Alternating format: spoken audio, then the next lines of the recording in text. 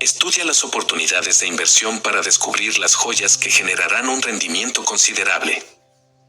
Existen muchas oportunidades de obtener un beneficio considerable de tus inversiones. Sin embargo, esto no significa que no exista el riesgo de perder un porcentaje importante de tus fondos. Necesitarás una buena estrategia para ir un paso por delante del mercado financiero.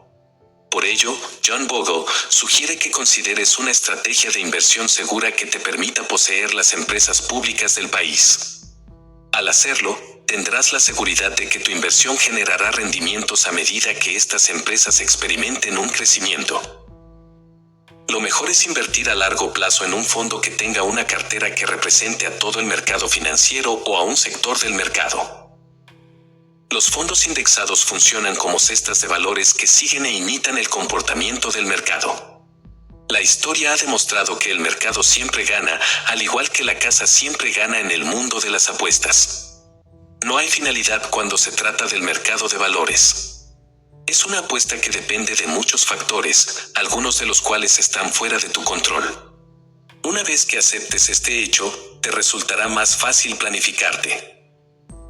El verdadero beneficio de la inversión tendrá que obtenerse, como se ha hecho tradicionalmente, no comprando y vendiendo, sino poseyendo y manteniendo valores, recibiendo intereses y dividendos y aumentando su valor.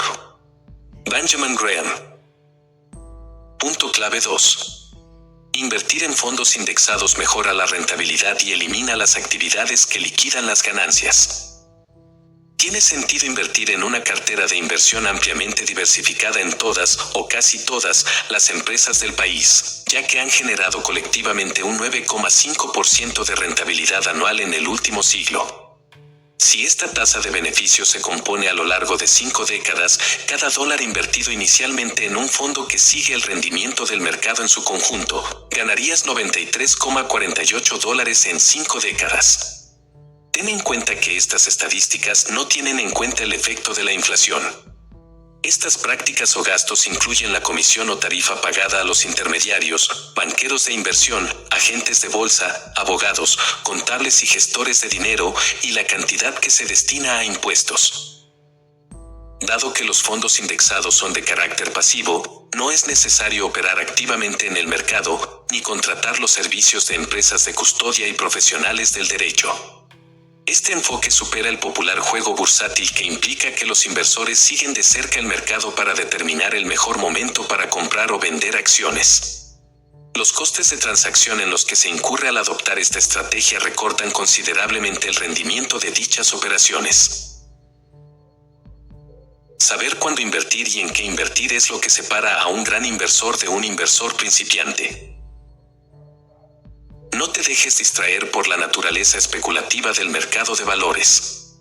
Al comparar el rendimiento a largo plazo del mercado de valores con los rendimientos que generan las empresas, los datos históricos de ambos instrumentos de inversión solo difieren en un 0,1%. El rendimiento anual del mercado de valores desde 1900 hasta 1999 fue del 9,6%, mientras que el rendimiento de las inversiones durante el mismo periodo fue del 9,5%. Por lo tanto, el mercado de valores reflejó el rendimiento de la inversión a partir del crecimiento de los beneficios y la rentabilidad de los dividendos durante todo este periodo, con la Gran Depresión de los años 30 como una de las excepciones a la regla. Aunque esto es un hecho, refuerza aún más el argumento de que la rentabilidad de la bolsa no es superior a la de la inversión, como se suele afirmar. El 0,1% que separa a la segunda de la primera es el resultado de la especulación. ¿Sabías que? Según Don Cuellar de Job, DQYDJ, una empresa estadounidense, hay al menos 13.665.475 hogares con inversores acreditados en Estados Unidos. Punto clave 3. El mercado de valores provoca el frenesí y la codicia que influye en la cantidad de personas que están dispuestas a comprar o vender acciones. Las variaciones de precios producidas por las emociones son las responsables de las subidas y bajadas de precios a corto plazo. Las expectativas de los inversores en bolsa no harían más que distraerte del verdadero objetivo en el que deberías fijarte, que es el valor del mercado real. Cuando se incluye la ineficacia de los costes de esta estrategia de inversión, queda claro que la bolsa podría no ser adecuada para ti. Teniendo esto en cuenta, parece lógico invertir por el mercado mediante la posesión diversificada de empresas estadounidenses. Podrías pensar que la simplicidad de esta idea podría sonar contraria a la intuición. Sin embargo, una vez consideres los rendimientos que tus dividendos y el crecimiento de tus beneficios podrían generarte y las oportunidades que los fondos indexados te ofrecen, no hay manera de que te conformes con menos. Los inversores codiciosos compran lo que creen que es mejor en ese momento, mientras que los grandes inversores esperan el mejor momento para comprar lo que creen que es genial.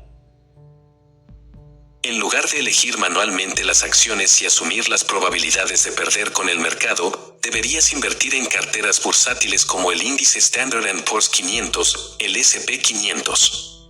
Este índice, que nació en 1926, replica las acciones de 500 de las mayores empresas de Estados Unidos y representa el 80% del valor de mercado de la bolsa. Otra medida estándar del mercado de valores es el Dow Jones Wilshire Total Stock Market Index, formulado en 1970 y que sigue a 4.971 valores, incluidos los 500 que representa el S&P 500. Punto clave 4. Existen diversos factores que pueden hacer que una inversión genere pérdidas o una reducción de sus beneficios.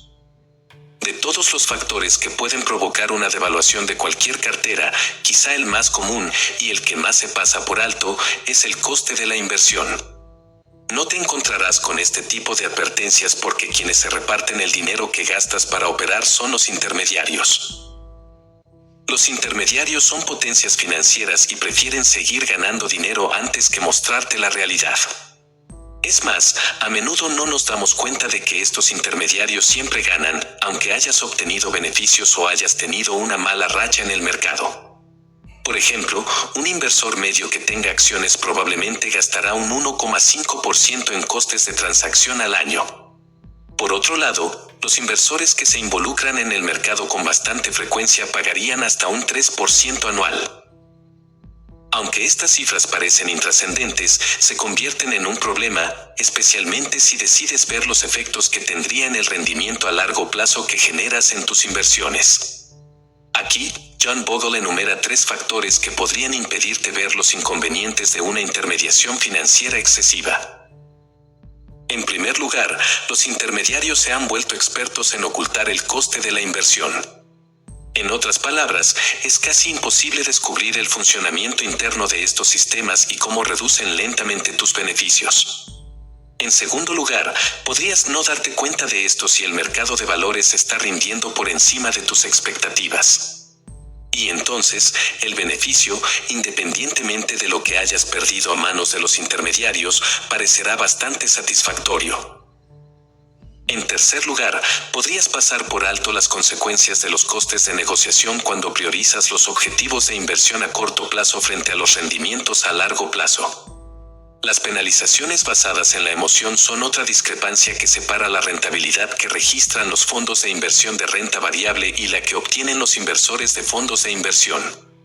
Además del coste de la inversión, los inversores suelen frustrarse por un mal momento y una selección inadecuada.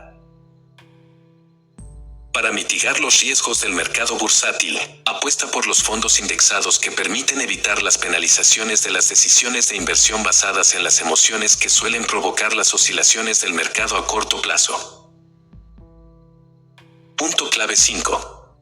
Es imposible ignorar el efecto reductor de las leyes federales, estatales y locales del impuesto sobre la renta cuando hablamos de las desventajas de los fondos de inversión respecto a los fondos indexados. Ignorar los efectos de las leyes fiscales es esencial para el crecimiento de cualquier empresa.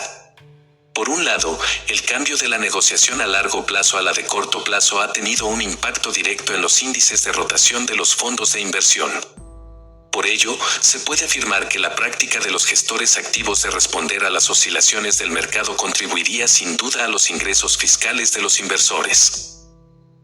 En cambio, los fondos indexados obedecen a un principio opuesto que valora la inversión a lo largo de toda la vida, lo que reduce infinitamente el coste de las transacciones y elimina las cargas fiscales que podrían devaluar el rendimiento de las inversiones. Por Por ejemplo, aunque la rentabilidad neta anual de un fondo medio de renta variable generada desde 1996 hasta 2005 es del 8,5%, los datos muestran que la factura fiscal supuso el 1,7% de esta rentabilidad. Por lo tanto, la rentabilidad neta del fondo ha descendido considerablemente hasta el 6,8%. Cuando se añaden los efectos de las obligaciones fiscales sobre los rendimientos, los costes operativos de la gestión activa de las inversiones y la inflación, es fácil ver la sensatez que respalda una estrategia de inversión que se basa en la pasividad y el rendimiento compuesto a largo plazo. Este argumento es diferencial en los casos en que los rendimientos de los fondos gestionados activamente no son tan rentables como se esperaba. Para contrarrestar el efecto de los impuestos, la inflación y los costes operativos, los inversores tratan de elegir los mejores fondos basándose en los registros a largo plazo y no en las especulaciones. Además, los inversores confían en profesionales para identificar los fondos que podrían superar al mercado. Asimismo, eligen fondos con costes mínimos, tasas de rotación reducidas y sin carga de venta. O, mejor aún, podrían cambiar a un fondo indexado que represente la totalidad del mercado de valores. Punto clave 6. Convertirse en un inversor ganador requiere saber cuándo asumir riesgos y cuándo no. Recordemos que en el capítulo anterior John Bogle reveló que algunos inversores creen que elegir fondos de renta variable basándose en sus resultados pasados podría ayudarles a mantenerse a la cabeza. Por muy válido que suene esto, es importante analizar este argumento para determinar la eficacia de los antecedentes de los fondos de inversión a la hora de proyectar un futuro favorable. Para comprobar la validez de esto, es necesario analizar los datos históricos que muestran los rendimientos de los 355 fondos de renta variable que surgieron en 1970. Solo 132 de estos 355 fondos de renta variable siguen existiendo en la actualidad. Más preocupante es el hecho de que 60 de los 132 en funcionamiento han tenido una rentabilidad inferior a la del S&P 500. Además, 48 fondos se sitúan a un punto porcentual de la rentabilidad del S&P 500, mientras que solo 24 han podido superar a la bolsa con más de un punto porcentual. Además, solo 9 de los 24 fondos pueden presumir de una rentabilidad que supere al mercado anualmente en más de 2 puntos porcentuales. Teniendo en cuenta la incapacidad de una gran parte de los 355 fondos de renta variable a la hora de conseguir una buena rentabilidad, se puede afirmar que depositar todas las esperanzas en encontrar un fondo de inversión rentable no es una estrategia de inversión inteligente. Existen demasiados factores que pueden afectar al rendimiento de un fondo. Por ejemplo, los gestores del fondo pueden cambiar, o una empresa comercializadora podría adquirir la empresa gestora encargada del fondo y disolverla. Encontrar un fondo capaz de ganar a largo plazo es una apuesta arriesgada, ya que otros factores ajenos a su control podrían obligar al fondo a desaparecer. Basándose en los acontecimientos que provocaron la burbuja del mercado entre 1997 y 1999, John Bogle explica que los rendimientos a corto plazo son quizá uno de los principales factores que contribuyen al miedo a perder que hace que los inversores pierdan el control. Teniendo esto en cuenta, es conveniente que no caigas en el impulso de invertir en fondos rentables a corto plazo, especialmente cuando el mercado está en una tendencia alcista. Punto clave 7. Los consultores profesionales pueden favorecer o no tus inversiones.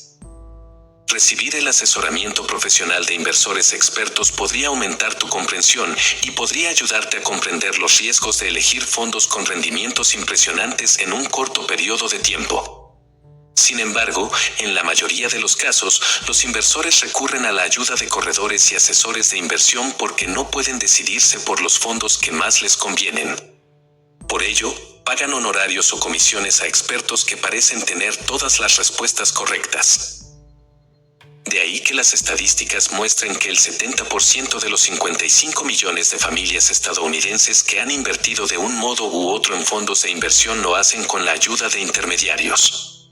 Y aunque se supone que la contratación de personas que supuestamente deben tener mayores habilidades de inversión que una persona media aumentará tus ganancias, un estudio concluyó que el bajo rendimiento de los fondos que recomiendan los intermediarios desde 1996 hasta 2006 cuesta a los inversores la asombrosa cifra de $9.000 millones anuales.